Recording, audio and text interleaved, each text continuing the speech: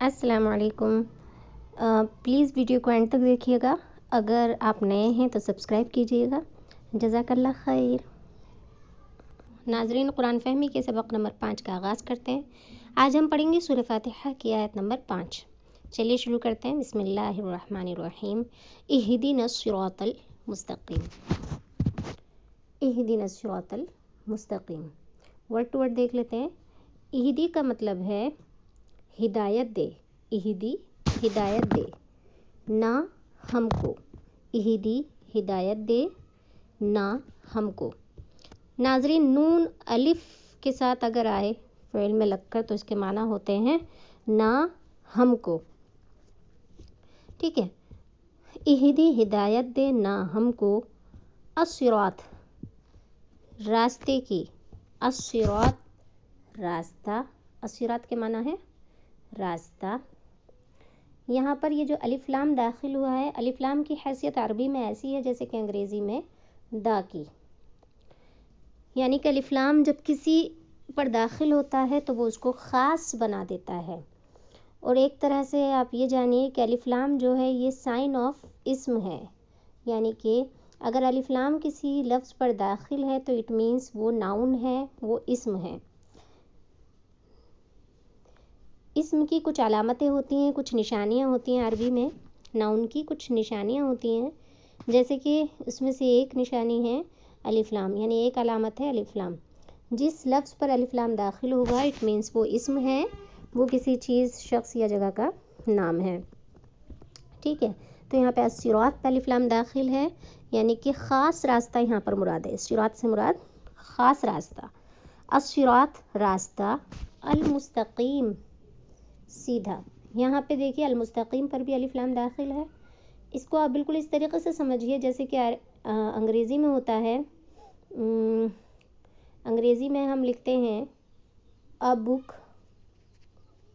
यानी कोई भी किताब। ठीक है। और अगर हमें कहना है कोई ख़ास किताब तो हम क्या कहेंगे? The book. ठीक है। द बुक हो जाता है ख़ास किताब। तो इसी तरीके से यहाँ पे अस्सिरात के ऊपर अलिफ लाम दाखिल है, गोया कि द पाथ, इसका मीनिंग है द पाथ। ठीक है। अल मुस्तक़ीम, मुस्तक़ीम के माना होते हैं सीधा। अल मुस्तक़ीम, मुस्तक़ीम के माना होते हैं सीधा, स्ट्रेट। अस्सिरात अल मुस्तक़ीम का मतलब हो गया द स्ट्रेट पाथ, यानी कि सीधा रास्ता। फिर देख लेते हैं तर्जुमा। इहदी, हिदायत दे।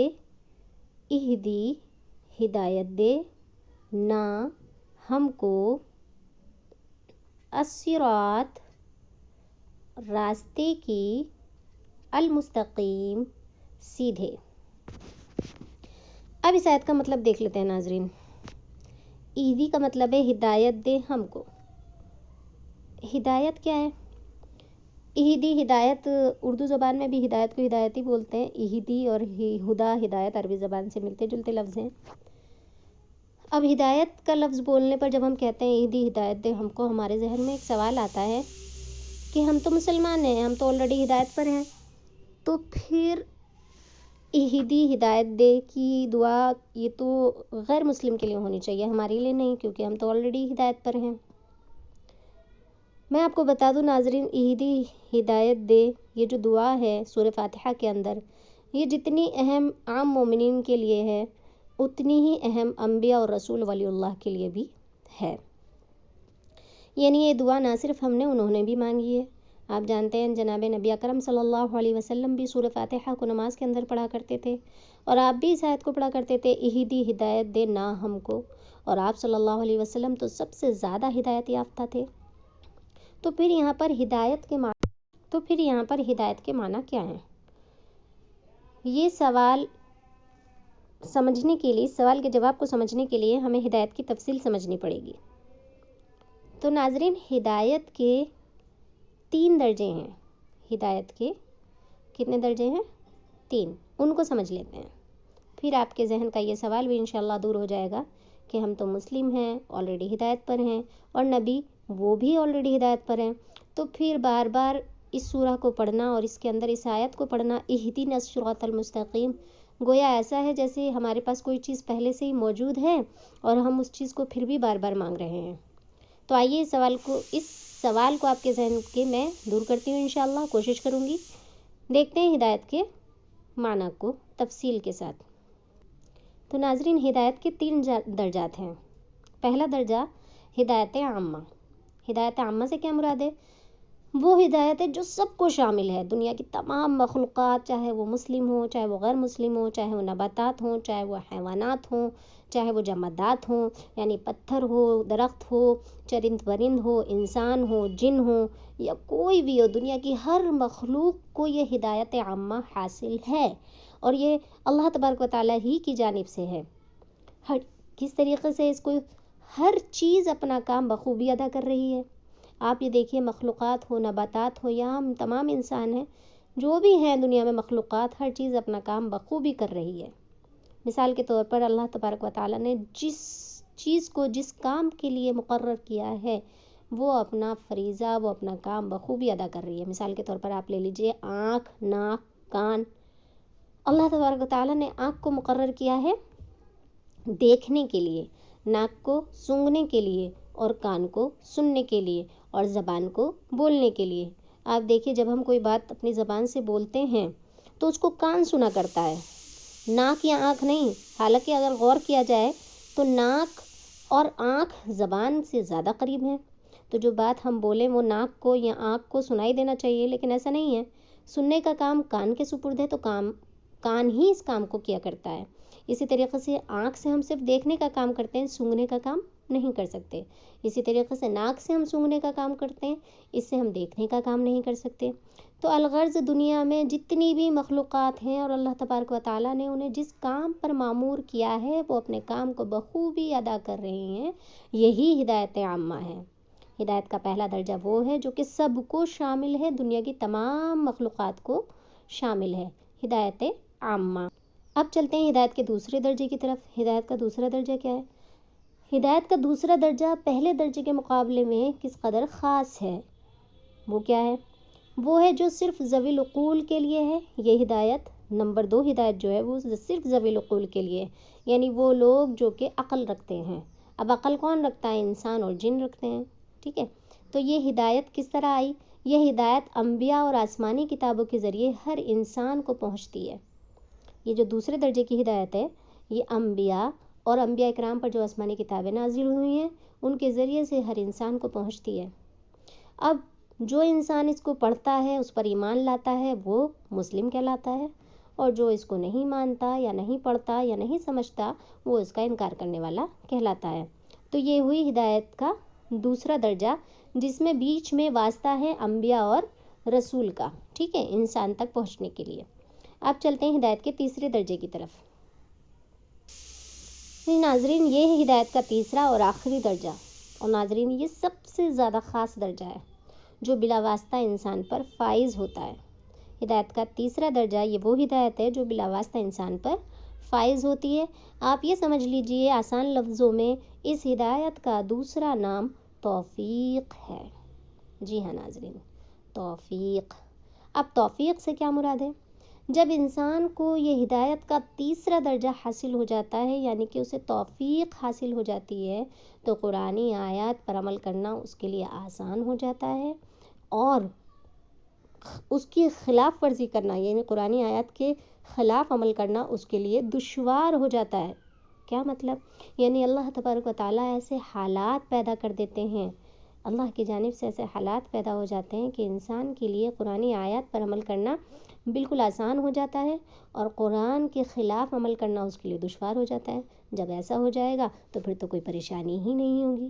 تو یہی وہ خاص درجہ ہے توفیق کا، جس کا سوال ہم سورہ فاتحہ کی آیت نمبر 5 میں اللہ رب العزت سے کرتے ہیں۔ اب آپ کے ذہن کا یہ سوال انشاءاللہ دور ہو گیا ہوگا کہ جب ہم مسلمان ہیں اور انبیاء بذات خود بہت زیادہ، سب سے زیادہ ہدایت یافتہ ہیں، تو پھر اہدنا الصراط المستقیم کے اندر انبیاء کیوں ہدایت کا سوال کر رہے ہیں، یا پھر ہم مسلمان ہو کر کے کیوں ہدایت کا سوال کر رہے ہیں؟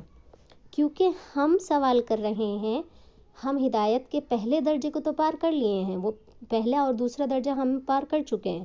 پہلا درجہ جو کہ اللہ تبارک و تعالیٰ نے تمام مخلوقات کو دیا ہے. دوسرا درجہ جو کہ نبیوں تک یعنی ہمارے نبی محمد صلی اللہ علیہ وسلم کی کتاب قرآن کے ذریعے سے ہم تک پہنچا ہے. ٹھیک ہے, ہم اس پر ایمان لاتے ہیں.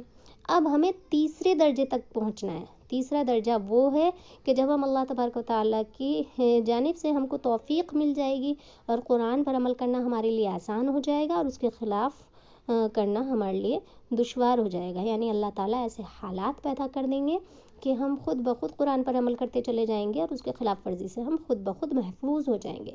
تو یہی تیسرے درجے تک ہمیں پہنچنا ہے اور اسی کا سوال ہر بندے کے لیے بھی, اور چاہے وہ نبی ہوں چاہے ولی ہوں, سبھی نے اس کا سوال کیا ہے. اور یہ وہ درجہ ہے جس میں اللہ تبارک و تعالیٰ زیادتی فرماتے رہتے ہیں اور اس کے درجات غیر متناہی ہیں, اس کی کوئی حد نہیں ہے, یہ غیر محدود ہدایت ہے. ٹھیک ہے ناظرین, اب آپ سمجھ گئے ہوں گے کہ اہدینا الصراط المستقیم میں ہم کس ہدایت کا سوال اللہ تبارک و تعالیٰ سے کر رہے ہیں. اہدی یعنی کہ ہدایت دے, اے اللہ تو ہمیں ہدایت دے. کون سی ہدایت؟ توفیق والی ہدایت. اے اللہ تو نے ہمیں مسلمان بنایا, مسلمان پیدا کیا, تیرا بڑا احسان ہے, ہم تیری کتاب پر بھی ایمان لاتے ہیں. اب ہمیں تیسرے درجے پر پہنچا دے, یعنی تو ہمیں توفیق دے دے. اچھا, یہ توفیق آئے گی کیسے؟ اللہ کی کتاب قرآن کو سمجھنے سے, اس کو سمجھنے سے اور اس کے حقوق کو ادا کرنے سے, اس پر عمل کرنے سے. تو اہدی تو ہمیں ہدایت دے دے. الصراط کس چیز کی ہدایت دے دے؟ راستے کی. راستہ بھی کیسا؟ اس راستے کی صفت بیان کریے. بالکل سیدھا راستہ, مستقیم سیدھا راستہ جس میں کوئی ٹیڑھ نہ ہو, کوئی موڑ نہ ہو, بالکل سیدھا ہو, یعنی کہ اس کے اندر افراط و تفریط نہ ہو. افراط یعنی کہ زیادتی نہ ہو, تفریط یعنی کہ کمی نہ ہو. اے اللہ تو ایسے سیدھے راستے پر چلا دے جس میں کوئی موڑ نہ ہو, کوئی ٹیڑھ نہ ہو. تو ہمیں سیدھے راستے کی ہدایت دے دے. ٹھیک ہے, اہدی ہدایت دے. اہدی, میرے بات دہرائیے, اہدی ہدایت دے. اب ناظرین, جب بھی آپ اس آیت کو پڑھیں گے تو اس بات کو ذہن میں رکھیے گا, دل میں رکھیے گا کہ ہم اللہ تبارک و تعالیٰ سے ہدایت کے تیسرے درجے کی یعنی کہ توفیق کی, کس کی؟ توفیق کا ہم سوال کر رہے ہیں کہ اللہ تو ہمیں توفیق والی ہدایت دے دے کہ قرآن آیت پر عمل کرنا ہمارے لیے آسان ہو جائے اور اس کے خلاف کرنا ہمارے لیے دشوار ہو جائے. یعنی اللہ تو ہمارے لیے ایسے حالات پیدا کر دے کہ ہم خود بخود عمل کرتے چلے جائیں اور گناہوں سے بچتے چلے جائیں اور اس کے خلاف ورزی کرنا ہمارے لیے مشکل ہو جائے. تو یہ سوچ کر کے ہم اب سورہ فاتحہ جب بھی پڑھیں گے اور اس آیت نمبر 5 پر پہنچیں گے تو یہی تصور کریں اور احساس کریں. تصور کے ساتھ پڑھیں, احساس کے ساتھ پڑھیں, ساتھ ہی ساتھ دعا کریں کہ اللہ ہدایت دے نہ ہم کو کیسی ہدایت؟ صراطا راستے